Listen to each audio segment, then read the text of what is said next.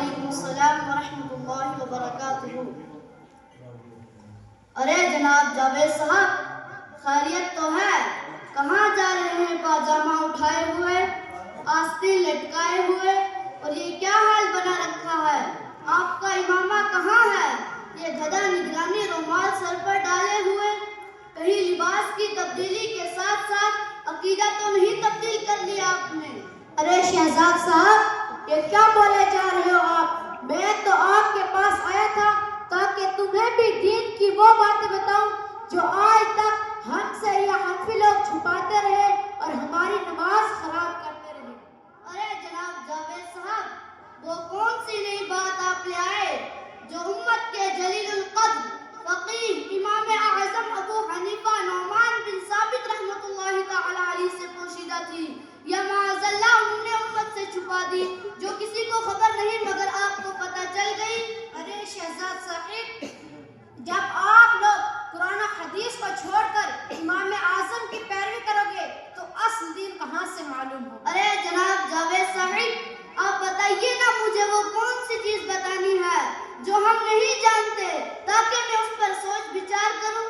ارے شہزاد صاحب، آپ یہی دیکھو نا، ہم نے نماز میں رسول اللہ صلی اللہ تعالی علیہ وسلم کی پیاری سنت رفع یدین کو چھوڑ دیا ہے، جبکہ بخاری اور مسلم شریف میں موجود ہے کہ حضور علیہ السلام رفع یدین کرتے تھے۔ حضرت عبداللہ بن عمر فرماتے ہیں ان رسول اللہ صلی اللہ تعالی علیہ وسلم اذا افتتح الصلاة رفع یدیہ واذا رکع واذا رفع رأسہ من الرکوع رفعہما۔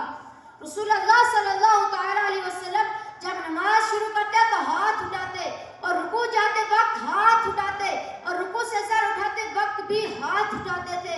یہ حدیث متفق علیہ ہے، اس میں رفع یدین کا مسلسل عمل واضح ہے۔ مالک بن حویرث فرماتے ہیں رأیت النبی صلی اللہ تعالی علیہ وسلم رفع یدیہ حین کبر وحین رکع وحین رفع رأسہ من الرکوع۔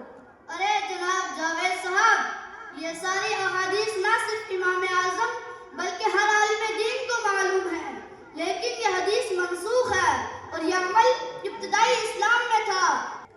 اللہ تبارک و تعالی نے قرآن مجید میں ارشاد فرمایا الذین هم فی صلاتهم خاشعون۔ اس آیت کی تفسیر میں حضرت ابن عباس رضی اللہ تعالیٰ عنہ نے فرمایا کہ مخبتون متبازعون لا یلتفتون یمینا ولا شمالا ولا یرفعون ایدیہم فی الصلاة۔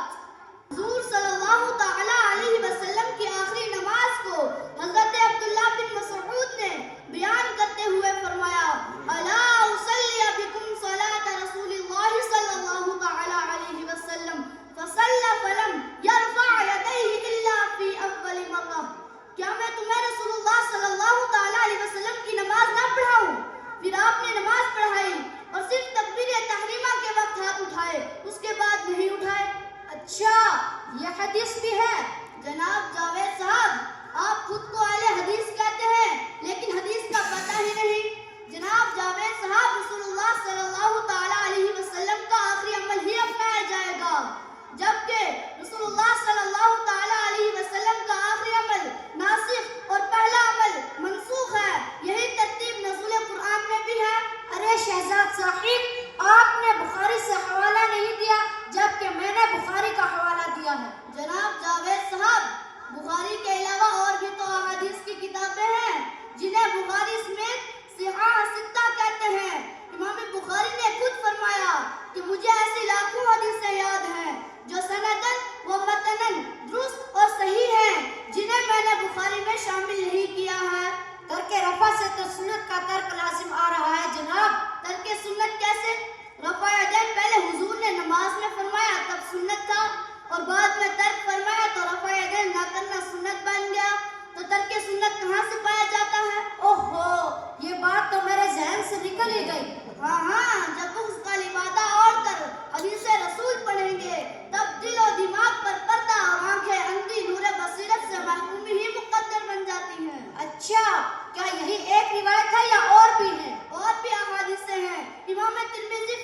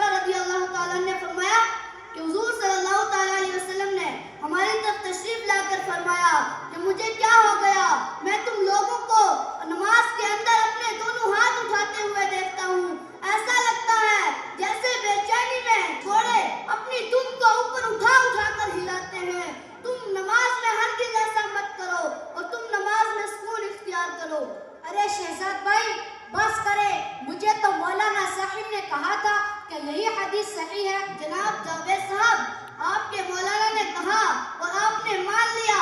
आप तो कह रहे थे कि सिर्फ कुरान और हदीस मानो. अरे शहजाद साहब, मौलाना साहिब ने पढ़ा है ना कुरान और हदीस, इसलिए मान लिया. अच्छा जनाब जावेद साहब, आपके मौलाना ने कुरान और हदीस पढ़ा और आपने मान लिया. फिर जो इमाम आजम हो, फकीह आजम हो, उन्होंने कुरान और हदीस नहीं पढ़ा. बात तो आपकी बिल्कुल सही है, लेकिन मुझे तो मौलाना साहिब ने... अरे फिर मौलाना मौलाना क्या, कुरान और हदीस की बात करो. आप तो इमाम आजम को नहीं मानते, फिर मौलाना क्या.